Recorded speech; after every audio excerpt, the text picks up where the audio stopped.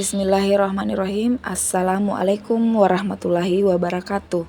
Perkenalkan, nama saya Aryani Amir, NIM B2306971 pada program studi S1 Kebidanan di Universitas Mega Buana Palopo. Pada kesempatan kali ini saya akan memenuhi tugas kuliah dari Ibu Yeni SST MKes dalam mata kuliah Evidence Based. Evidence based jika ditinjau dari pemenggalan kata, maka evidence adalah bukti atau fakta dan base adalah dasar. Jadi evidence based adalah praktik berdasarkan bukti. Adapun tujuan dan prinsip evidence based, tujuan evidence based merupakan kerangka kerja klinik yang dilakukan berdasarkan bukti ilmiah terbaik yang didapat melalui penelitian, pelaksanaan klinik, serta pilihan pasien dalam menentukan keputusan klinik dan pelayanan kesehatan.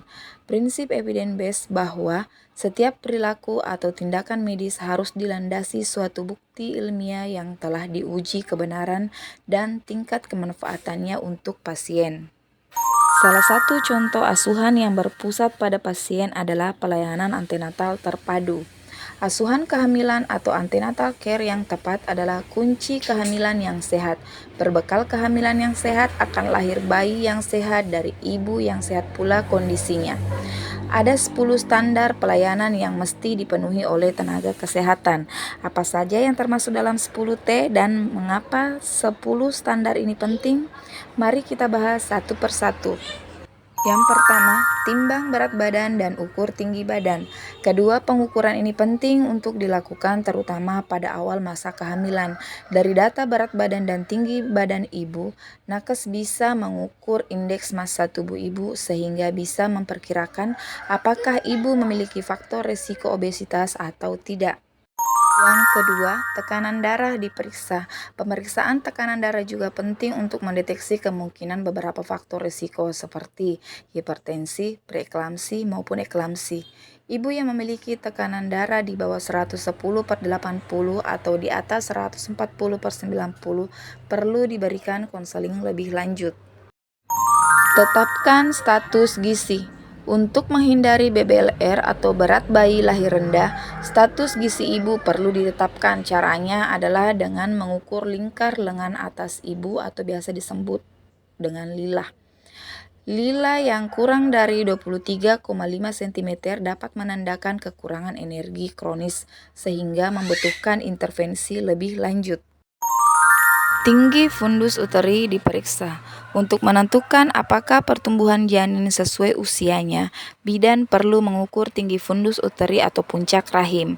Pertumbuhan janin dianggap normal apabila TFU sesuai dengan tabel ukuran fundus uteri dengan toleransi 1-2 cm. Tentukan presentasi janin dan detak jantung janin. Kedua pemeriksaan ini bertujuan untuk mendeteksi, memantau, serta menghindarkan faktor risiko kematian prenatal yang disebabkan oleh hipoksia, gangguan pertumbuhan, cacat bawaan, dan infeksi. Detak jantung janin biasanya sudah bisa dideteksi dengan fetal Doppler atau USG sejak kehamilan 16 minggu.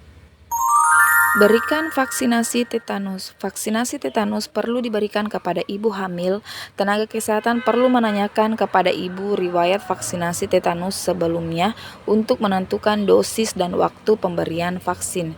Vaksin tetanus bekerja dengan efektif jika diberikan minimal 2 kali dengan jarak antar dosis adalah 4 minggu. Pemberian tablet zat besi. Untuk mencegah kekurangan zat besi pada ibu hamil, bidan perlu memberikan tablet zat besi minimal sebanyak 90 tablet selama kehamilan dengan konsumsi 1 tablet per hari. Tes laboratorium rutin dan khusus. Tes laboratorium perlu dilakukan di tiap masa kehamilan untuk mengetahui kondisi umum maupun khusus ibu hamil seperti golongan darah, HIV, sipilis, dan lainnya. Tak hanya tes darah, tes laboratorium protein urin juga perlu dilakukan untuk mengetahui ada atau tidaknya faktor resiko preeklamsi. 9. Tata laksana kasus. Tata laksana kasus perlu dilakukan pada ibu hamil yang memiliki resiko. Pastikan ibu mendapatkan perawatan yang tepat agar kesehatan ibu dan janin tetap terjaga. Dan yang terakhir, 10. Temu wicara. Di setiap sesi pemeriksaan kehamilan, tenaga kesehatan wajib menyediakan waktu bagi ibu untuk berkonsultasi, termasuk di dalamnya merencanakan persalinan, pencegahan komplikasi, hingga perencanaan KB setelah persalinan. Itulah tadi yang sempat saya sampaikan mengenai 10T pada pemeriksaan kehamilan. Semoga apa yang saya sampaikan bermanfaat untuk kita semua. Terima kasih. Wassalamualaikum warahmatullahi wabarakatuh.